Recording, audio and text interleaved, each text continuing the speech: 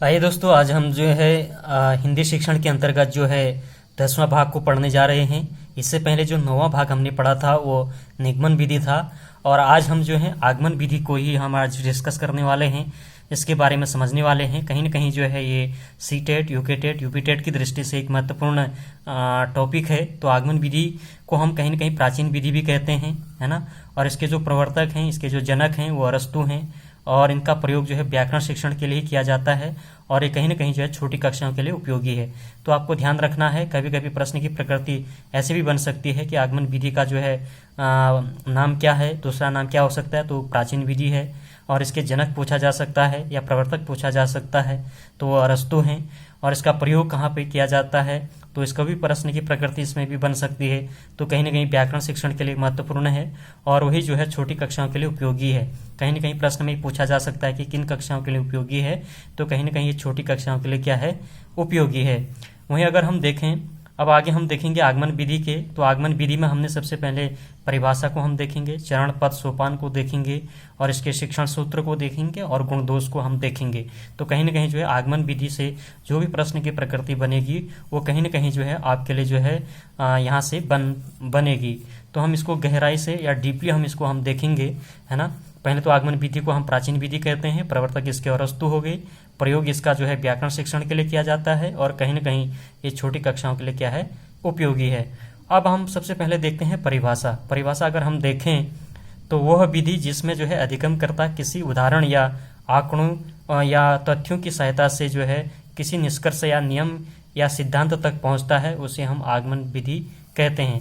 इसमें क्या होता है, या कोई ऐसी विधि होगी जिसमें जो है अधिगमकर्ता जो है किसी उदाहरण या आंकड़ों तथ्यों की सहायता से जो है किसी निष्कर्ष या नियम या सिद्धांत तक वो पहुंचता है, तो उसे क्या कहते हैं, आगमन विधि कहते हैं। आगमन विधि की जो है कुछ परिभाषाएं हैं, है ना। कुछ विद्वानों ने, कुछ शिक्षा शास्त्री ने जो है परिभाषाएं दी है, जो कहीं ना कहीं एग्जाम की दृष्टि से प्रश्न की प्रकृति जो है परिभाषा के रूप में भी पूछी जा सकती है। तो हमें ध्यान रखना है। सबसे पहले जो है यंग के अनुसार जो है महत्वपूर्ण परिभाषा है, प्रश्न में पूछा जा सकता है। तो यंग के अनुसार इन्होंने परिभाषा दी थी, ये कहते हैं कि वह विधि जिसमें जो है बालक स्थूल तथ्यों के साथ जो है क्रिया करते हुए स्वयं अपनी मानसिक शक्ति के सहारे किसी निष्कर्ष तक पहुंचते हैं, उसे आगमन विधि कहते हैं। बहुत अच्छी परिभाषा इन्होंने दी है। ये कहते हैं कि ऐसी विधि होनी चाहिए जिसमें बालक क्या है, स्थूल तथ्यों के साथ जो है क्रिया करते हुए स्वयं अपनी मानसिक शक्ति के सहारे जो है किसी निष्कर्ष तक पहुंचते हैं, उसे आगमन विधि कहते हैं। वहीं अगर हम दूसरा परिभाषा अगर हम देखें तो जायसी ने ये परिभाषा दी हुई है। ये भी जो है महत्वपूर्ण परिभाषा है। इस परिभाषा की अगर हम बात करें तो जिस विधि में जो है अधिगमकर्ता क्या करता है, विशेष दृष्टांतों के माध्यम से विधि पूर्वक क्रिया करते हुए सामान्य नियम तक पहुंचते हैं, उसे हम क्या कहते हैं, आगमन विधि कहते हैं। तो ये भी इन्होंने भी जो है महत्वपूर्ण परिभाषा दी है। कहीं ना कहीं परीक्षा की दृष्टि से एक महत्वपूर्ण प्रश्न के रूप में बन सकती है। तो इन्होंने कहा है कि जिस विधि में जो है अधिगमकर्ता क्या करता है, विशेष दृष्टांतों के माध्यम से जो है विधि पूर्वक क्रिया करते हुए सामान्य नियम तक पहुंचते हैं, और उसे आगमन विधि कहते हैं। अगला जो परिभाषा दी है वो लैंडन ने दी है। ये भी महत्वपूर्ण परिभाषा है। ये कहते हैं कि जिस विधि में जो है अध्यापक द्वारा क्या है, विद्यार्थी के सम्मुख उदाहरण व दृष्टांत प्रस्तुत किए जाते हैं तथा विद्यार्थी उनकी सहायता से नियम तक पहुंचने का प्रयास करते हैं, उसे आगमन विधि कहते हैं। देखो कितनी अच्छी परिभाषा इन्होंने दी है ना। एक महत्वपूर्ण परिभाषा इन्होंने दी है। कहीं न कहीं परीक्षा की दृष्टि से ये भी जो है प्रश्न की प्रकृति इसकी में भी बन सकती है। तो इन्होंने कहा है कि जिस विधि में जो है अध्यापक द्वारा विद्यार्थी के सम्मुख उदाहरण व दृष्टांत प्रस्तुत किए जाते हैं तथा विद्यार्थी उनकी सहायता से जो है नियम तक पहुंचने का प्रयास करते हैं, उसे क्या कहते हैं, आगमन विधि कहते हैं।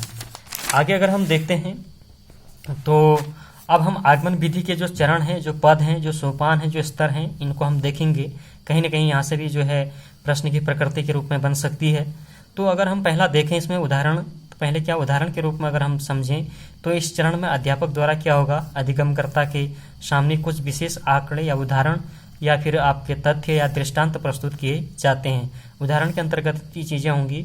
अध्यापक क्या करेगा, अधिगमकर्ता के सामने जो है कुछ विशेष आंकड़े रखेगा, उदाहरण रख सकता है, या तथ्य या दृष्टांत के रूप में वो प्रस्तुत कर सकता है। दूसरा अगर हम देखें सोपान के रूप में तो तुलना या निरीक्षण। इस चरण में क्या होता है, इस चरण में अधिगमकर्ता जो है अध्यापक द्वारा दिए गए उदाहरणों का अवलोकन कर उनके साथ जो है क्रिया करता है तथा उन जो है अन्य व्यक्ति द्वारा जो है दिए गए उदाहरणों से तुलना करता है। इसमें क्या होता है कि इस चरण में जो है अधिगमकर्ता जो है अध्यापक द्वारा दिए गए उदाहरणों का अवलोकन करके जो है उनके साथ क्रिया करता है ना, तथा उन अन्य व्यक्ति द्वारा जो है दिए गए उदाहरणों से उसकी क्या कर देगा, तुलना कर देगा। तो इसका तुलना और निरीक्षण के रूप में हम इस तरह से समझ सकते हैं। अगला इसमें अगर हम देखें तो नियमीकरण और सामान्यीकरण। अब नियमीकरण और सामान्यीकरण क्या है? इस चरण में अधिगमकर्ता किसी निष्कर्ष या सामान्य नियम तक पहुंच जाता है। इसमें क्या होता है कि इस चरण में जो है अधिगमकर्ता जो है किसी निष्कर्ष या सामान्य नियम तक पहुंच जाता है। और अगला है परीक्षण, है ना। परीक्षण कहीं ना कहीं इसमें परीक्षण भी एक महत्वपूर्ण बन सकता है ना। अब हम आते हैं आगमन विधि के जो है शिक्षण सूत्र। आगमन विधि के शिक्षण सूत्र क्या है? ये भी जो है परीक्षा में जो है यूटेट, यूकेटेट, है ना, यूपीटेट या सीटेट में प्रश्न की प्रकृति बन सकती है। तो यहाँ से अगर हम देखें तो इसमें क्या होता है, उदाहरण से नियम की ओर। वहाँ निगमन में क्या हो रहा था, नियम की ओर से जो है उदाहरण की ओर हो रहा था। तो इसमें क्या होगा, आगमन में उदाहरण से नियम की ओर होगा, है ना। दूसरा जो है विशिष्ट से क्या होगा, सामान्य की ओर होगा। और इसमें अगला क्या होगा, ज्ञात से अज्ञात की ओर होगा। इसमें स्थूल से जो है सूक्ष्म की ओर होगा, है ना। मूर्त से अमूर्त की ओर होगा। और विश्लेषण से जो है संश्लेषण की ओर होगा। कभी कभी प्रश्न ये पूछ सकता है ना, उदाहरण से नियम की ओर जो है प्रश्न की प्रकृति ऐसी बन सकती है कि आगमन विधि में जो है उदाहरण से नियम की ओर होता है शिक्षण, इस तरह से, है ना। तो इस तरह से प्रश्न को पूछ सकता है। तो हमें ध्यान रखना है, उदाहरण से नियम की ओर, विशिष्ट से सामान्य की ओर, ज्ञात से अज्ञात की ओर, स्थूल से सूक्ष्म की ओर, मूर्त से अमूर्त की ओर, और विशेषण से जो है संश्लेषण की ओर।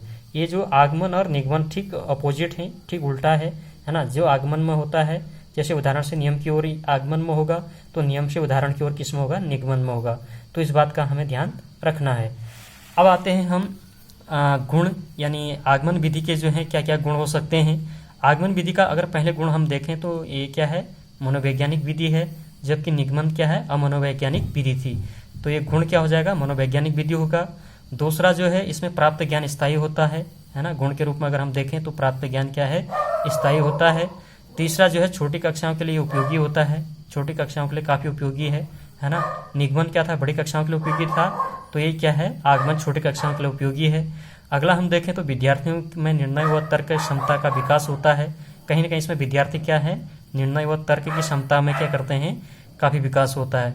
वहीं अगर हम देखें तो मानसिक शक्ति का विकास भी इसमें होता है ना। और चिंतन क्षमता का विकास भी होता है इसमें। कहीं ना कहीं जो है अधिगमकर्ता या विद्यार्थी जो है कहीं ना कहीं उनमें जो है एक चिंतन क्षमता का भी क्या होता है, विकास होता है। वहीं आगे अगर हम देखें इसके कुछ प्रमुख दोष भी हैं, है ना। दोष के रूप में अगर हम देखें तो पाठ्यक्रम समय से पूरा नहीं होता। पहला तो ये है कि इसमें पाठ्यक्रम क्या होता है, समय से पूरा नहीं हो पाता है। दूसरा अगर हम देखें तो प्राप्त निष्कर्ष हमेशा सत्य नहीं होते। जो प्राप्त निष्कर्ष होंगे वो कहीं ना कहीं जो है हमेशा क्या है, सत्य नहीं हो सकते हैं। इसमें क्या होगा, शिक्षक जो है अनुभवी आवश्यकता पड़ती है। कहीं ना कहीं शिक्षक को जो है एक अनुभवी शिक्षक की इसमें आवश्यकता पड़ती है। और इसमें जो है अगला क्या होता है, बड़ी कक्षाओं के लिए जो है उपयोगी नहीं है। तो ये कहीं ना कहीं इसके क्या हो गए, दोष हो गए। तो आज हमने जो है आगमन विधि में जो है दोष के रूप में देखा, और आगमन विधि के गुण को हमने देखा, और आगमन विधि में जो है हमने शिक्षण सूत्र को देखे। आगमन विधि में हमने जो है इसके चरण, पद, सोपान या स्तर को हमने देखा। और वहीं आगमन विधि में हमने जो है आगमन विधि में जो है प्रवर्तक जनक के रूप में हमने देखा, है ना। कौन है, अरस्तु इसके जनक हैं, प्रवर्तक हैं। इसका प्रयोग जो है व्याकरण शिक्षण के लिए होता है, छोटी कक्षाओं के लिए क्या है, उपयोगी है। फिर उसके बाद हमने परिभाषाएं देखी, है ना। सबसे पहले हमने परिभाषा को समझा, फिर उसके बाद आगमन विधि में जो महत्वपूर्ण परिभाषाएं थी, जो शिक्षा शास्त्री या जो शिक्षा शास्त्री विद्वानों ने जो परिभाषाएं दी थी, उनको भी हमने इसमें देखा। तो कहीं ना कहीं ये जो है आगमन विधि के अंतर्गत जो जो चीज़ें परीक्षा की दृष्टि से महत्वपूर्ण हो सकती थी, उस पर हमने आज डिस्कस किया। तो मुझे उम्मीद है कि आगमन विधि आपको समझ में आ गई होगी। और एक बार आप सभी का जो है बहुत बहुत धन्यवाद। आपको जो है आगमन विधि पर जो है आज हमने जो डिस्कस किया है वो कहीं ना कहीं आपको समझ में आ गया होगा। तो आपका एक बार बहुत बहुत धन्यवाद।